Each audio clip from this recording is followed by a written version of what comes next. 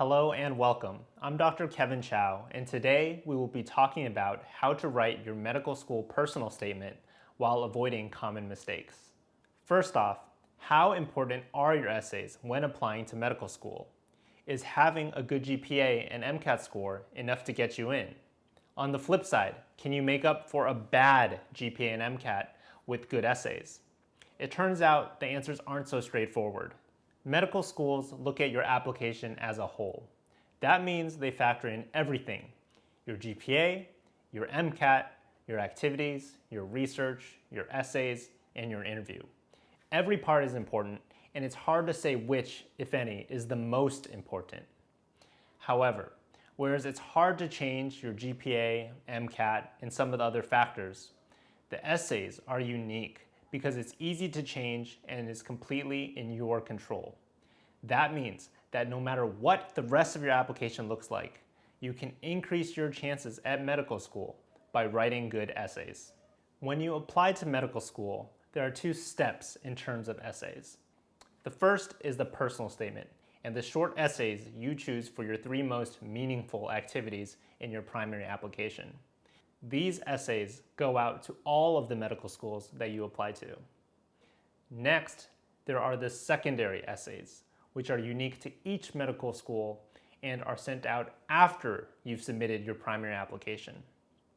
Having a strategy for what to focus on for each of these essays will be important in building a strong application. In this video, I will focus on the personal statement, and I will have separate videos talking more in detail about the secondary essays and what you should write for those. The prompt for the personal statement is, why do you want to be a doctor? Your essay should focus on why you want to go into medicine, what you did to help solidify your passion, and finally, what you hope to contribute to the field once you get there. A lot of people make the mistake of treating their personal statement for medical school like they did their personal statement when applying to undergraduate colleges. What I mean by this is that they try too hard to make their essays unique with colorful descriptions about an interesting experience or activity that they had or they did, and tell it in such a way that it is much more suited for an English class than a medical school application.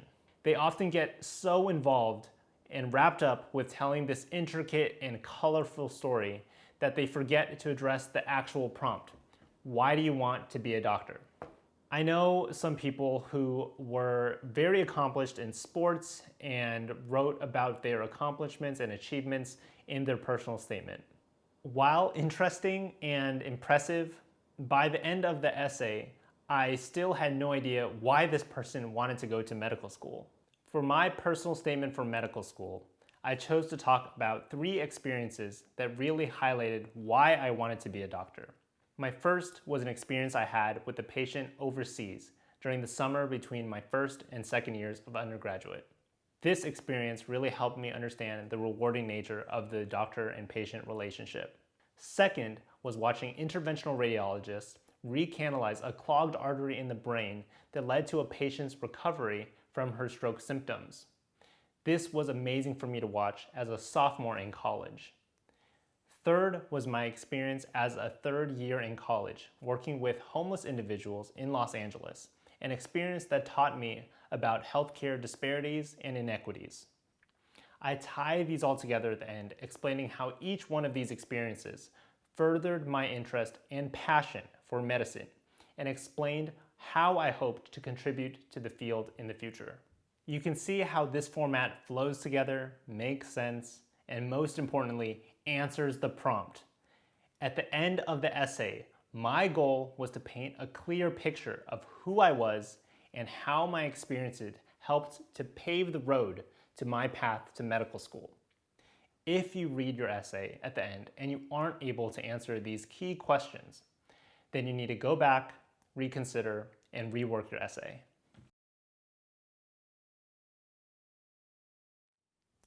In my other video called How I Got a Full Ride Scholarship to Medical School, I talked about focusing on the why, not what.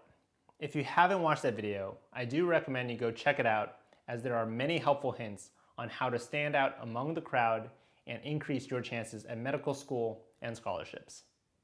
Briefly though, the point of focusing on why, not what, is that many applicants have similar activities, like volunteering in a hospital, working with the homeless, or doing research. What medical school admissions committees want to read about in your essays isn't the fine details or the nitty-gritty of what you did, but rather why you did it and how it changed you. This helps to distinguish you from others who did the exact same activity.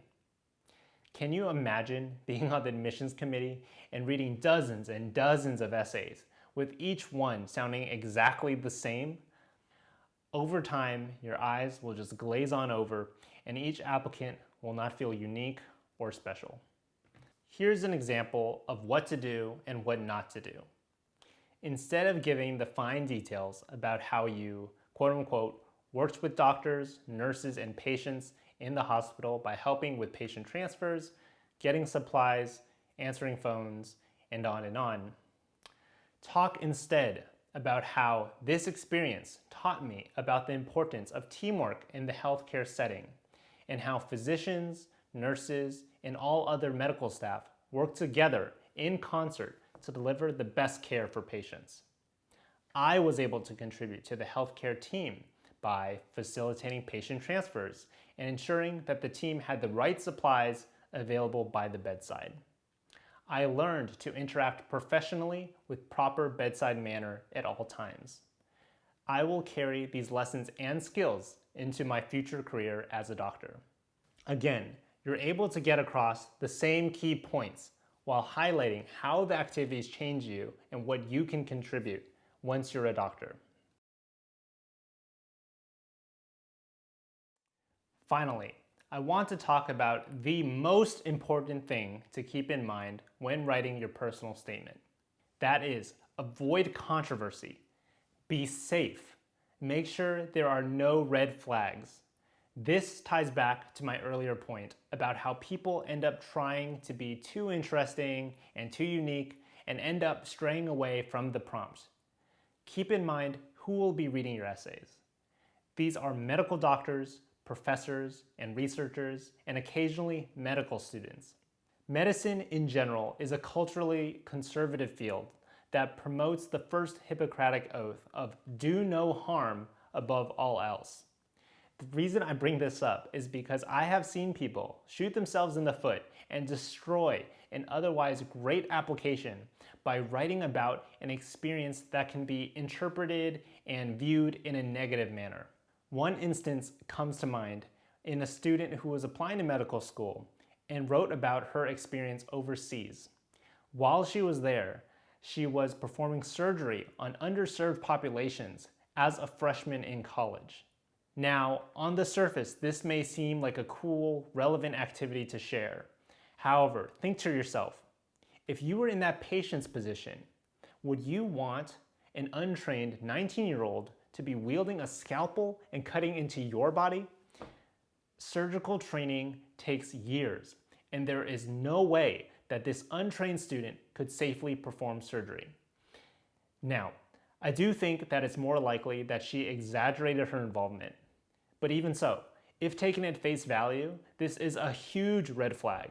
This doesn't tell me that she is going to be an amazing surgeon, but rather that she is impulsive and lacks the insight to know where her limits lie. Do not make this mistake. This will kill your application. If you keep these 3 points in mind, you'll be well on your way to writing a great personal statement that avoids the major pitfalls that I see way too often and helps the admissions committee understand who you are, why you are interested in medicine, and what you hope to contribute to the field. If you found this helpful, please give it a like, subscribe, hit that bell icon, and comment below what you would like to hear me talk about next. I hope to see you soon.